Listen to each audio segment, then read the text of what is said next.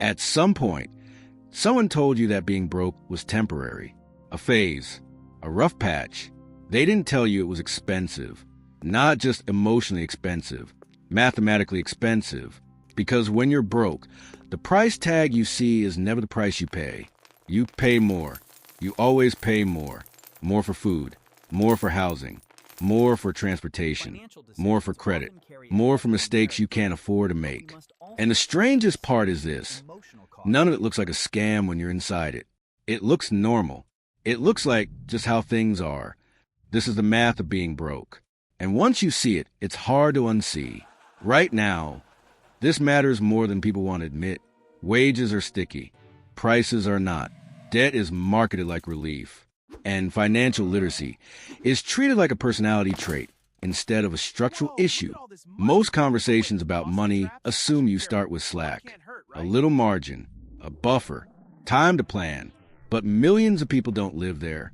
They live in reaction mode, where every decision is defensive, where the goal isn't progress. It's survival without collapse.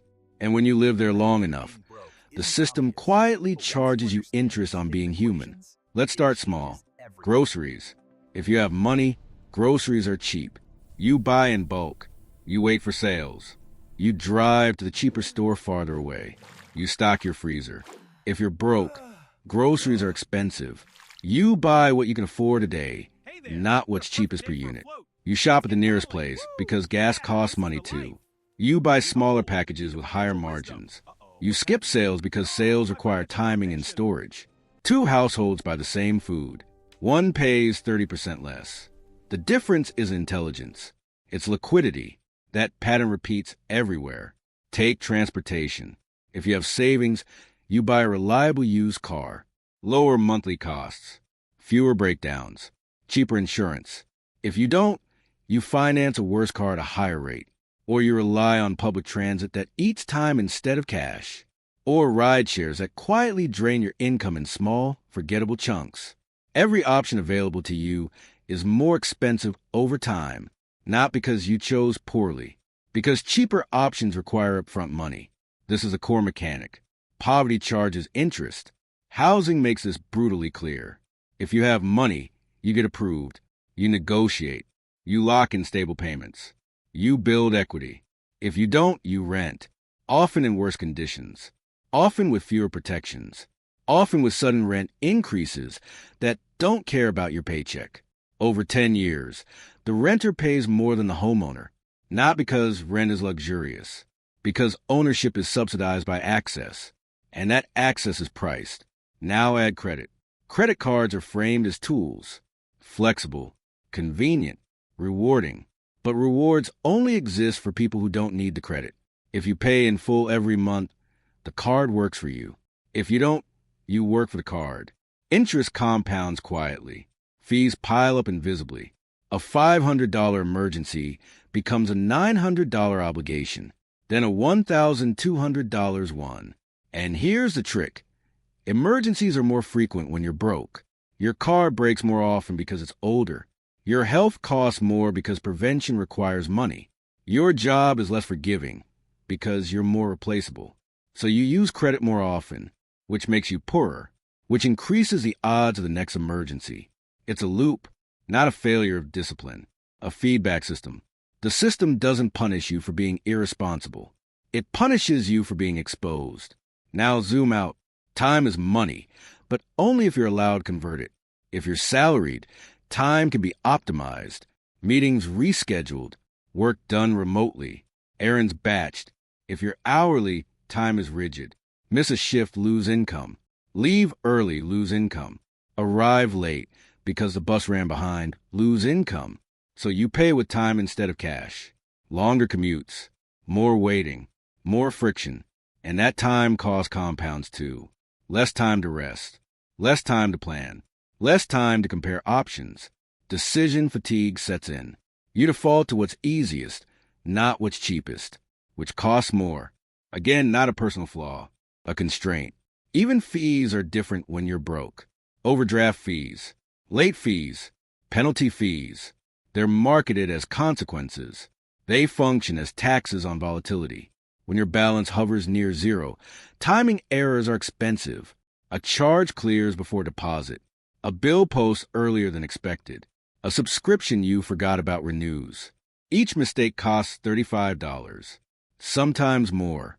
If your balance is $5,000, that mistake doesn't exist. If it's $50, it's a crisis. The system knows this. The revenue models depend on it. Now, let's talk about buying things.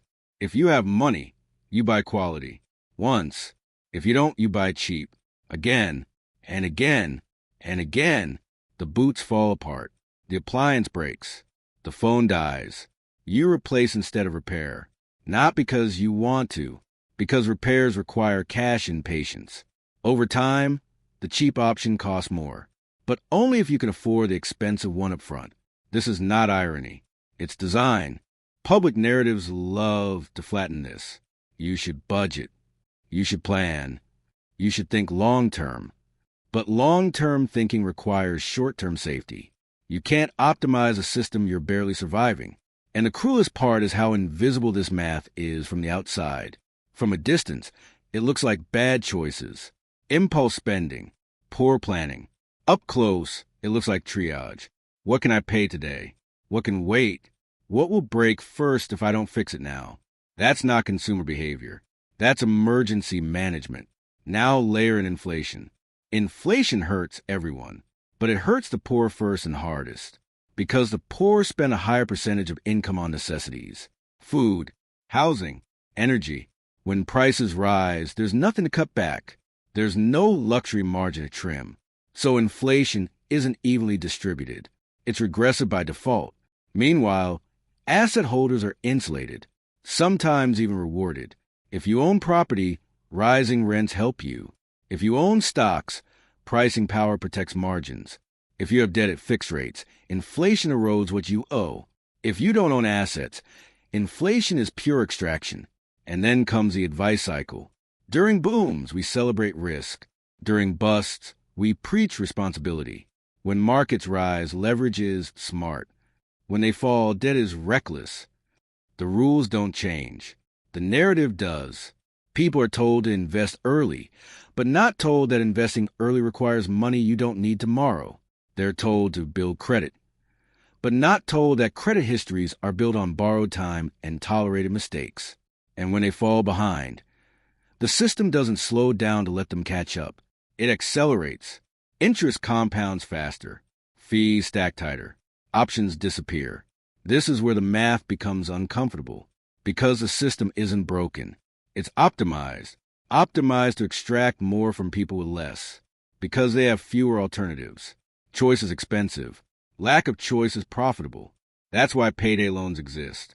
That's why subprime auto loans exist. That's why rent-to-own stores exist. They don't compete on price. They compete on access. And access is a premium. This is often framed as risk-based pricing. Higher risk, higher cost. But risk isn't evenly distributed. It's produced. Unstable income creates risk. High costs create instability. The cycle feeds itself. So when someone says, why don't they just choose better? They're misunderstanding the game. The game isn't about choosing the best option. It's about choosing the least damaging one under pressure. Now contrast this with the hype. We're told technology democratizes finance, that apps empower users, that information is free. And some of that is true, but information doesn't replace cash flow. Apps don't eliminate timing gaps. Education doesn't erase penalties. A budgeting app won't stop your rent from increasing. A finance podcast won't fix a broken transmission. A spreadsheet won't lower your interest rate. These tools help at the margins. They don't change the math. And that's the part that rarely gets said out loud. Being broke isn't just a lack of money. It's a tax structure, a system where every delay, every mistake, every surprise is monetized. And once you fall behind, catching up costs more than staying ahead ever did. This has long-term consequences that stretch beyond individual bank accounts. It affects health. Stress levels rise. Preventive care is skipped. Problems compound quietly until they're catastrophic. It affects education. Short-term earnings beat long-term training. Opportunity costs feel too high. It affects families. Decisions become conservative. Risk feels dangerous, not exciting. And over time, it reshapes behavior in ways that look irrational from the outside, but are perfectly logical inside the system. People don't avoid saving because they hate the future. They avoid saving because the present is expensive. This is why escaping poverty is so hard even when income rises. If you're used to paying double for everything, the first extra dollars don't feel like freedom. They feel like repairs. You fix what's broken. You pay off what's overdue. You stabilize what's fragile. Only later does optimization begin, if it ever does. And by then, the narrative has already labeled you late. So here's the unresolved question. If the math of being broke guarantees higher costs, and if the system profits from that reality, and if individual behavior can't overcome structural pricing, then what does financial responsibility actually mean? Is it about better choices, or about having choices at all? And if paying double is the entry fee for survival, who exactly is the system built to serve? That's not a rhetorical question. It's the equation underneath everything.